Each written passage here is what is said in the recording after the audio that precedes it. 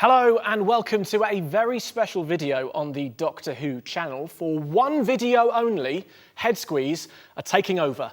Just like how the Silence took over the TARDIS, blew it up and ended the universe. We won't do those things, I promise. Instead, we're going to be dropping some Whovian science.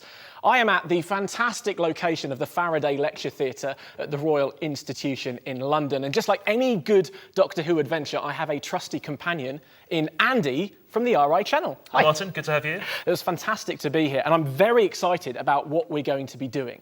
It's all about the Doctor Who title sequence. Now, I know at the moment it's a fantastic display of CGI, but back in 1963, when this was originally done, it was very much more low-tech, and we're going to show you guys how to do it. So Andy, what is the kit we've got here to make this happen? So it's actually really simple.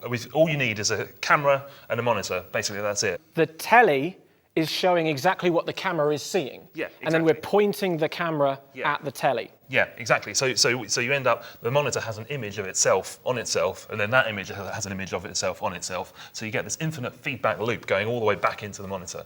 And then there's a time delay, isn't there, for each little monitor you see? Exactly. There's a bit of processing going on. So each sort of iteration of the monitor introduces an extra bit of time delay. So that's all. So that sort of spatially and temporally is kind of receding into the distance. And so with this setup, hopefully, we're going to recreate the 1963 Doctor Who title sequence. Yep.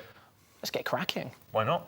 Now, what I've heard is the way to do this is to turn the colour off, turn the brightness down and the contrast up. Okay. And therefore you get more sort of blobby things that are a bit more ethereal and a bit more time vortexy. Yeah. So you can't see exactly what it is. Yes. Yeah. Okay. We don't want to see it's my finger. Yeah. Because that would be weird. Why would it be loads of my fingers? So let's try changing the settings on the television. So firstly, I'm going to turn it to black and white. Right, so the contrast, I'm going to whack that right up. So we're in black and white now. Brightness, we'll whack that down. Now if we try and zoom in. Okay. Oh, did you see that with wow, the brightness and contrast? That's pretty cool. Oh, wow. That's nice.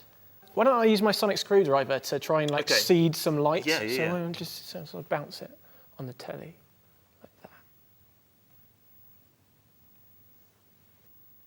You know what I think would be good is putting it at an angle. Yeah. So then we can have some sort of maybe rotations going on. Okay. So if we just whack the angle on that, see if it can be a bit different. Ooh, wow. So this is exactly what was going on when Norman Taylor was playing around with this setup. Yeah. He was just playing around with optical feedback, video feedback, just like this, and then stray light that just happens to be in the room, caught the television, bounced into the camera, and then you got that howl around from the original title sequence. So it was completely serendipitous, and yet massively historic title sequence came about it. I always loved those science stories that sort of came from nothing. Yeah. It's fantastic.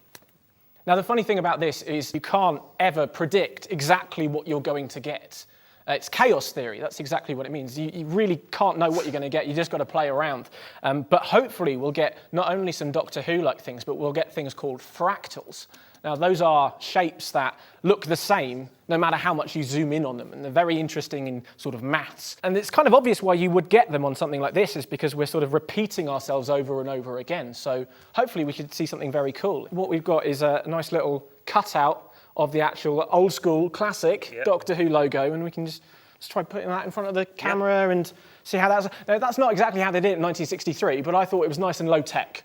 You know, so everyone can do this. You don't need any fancy telly stuff. You can just do this. I could do this all day. I really could. I could do it all day. Another trope of the title sequence is having the Doctor's face. Of course. Now they didn't do it the first one, but from the second Doctor they did. And so I got this little thing, cosplaying. Yeah, I do that quite a lot, I'm afraid. So we can put this up on and see how that looks. It's cool. Yeah. And you can really see the delay. Like you can see. Yeah. Your hand moves, and then the first image moves, and then the second image moves, and you can see that all the way back. I think it's even better that it's got all the weird patterns on it. Yeah. Why don't we bring these lights down so we've got less sort of stray light and we can control it more? Yeah, sure. Okay. Should we try doing that? Yeah, I'll do that. Yeah, okay. I look like really serious and moody. Yeah. Because of that now. Yeah. Let me just try and do some more of this with the Sonic. I think the Sonic looks really good. And so what you see like that blob, right? Yeah. With all the extra things. That's a fractal. That actually is. Oh, really? Because there's lots of other little blobs Yeah. around Yeah, it. okay. So it's exactly the principle Yeah. that we wanted.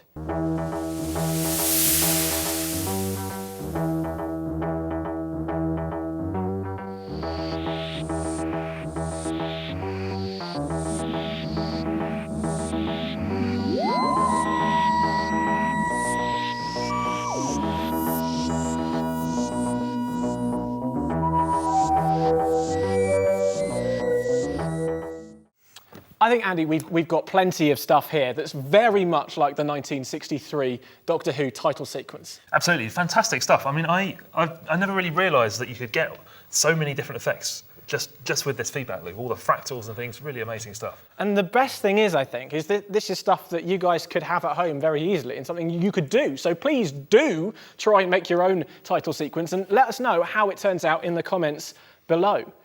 If you want some more Doctor Who science, though, why not head over to Head Squeeze and find out how I think this thing works, the sonic screwdriver. And of course, if you love your Doctor Who clips, you can check out some of your favourites from the whole 50 years on the Doctor Who channel.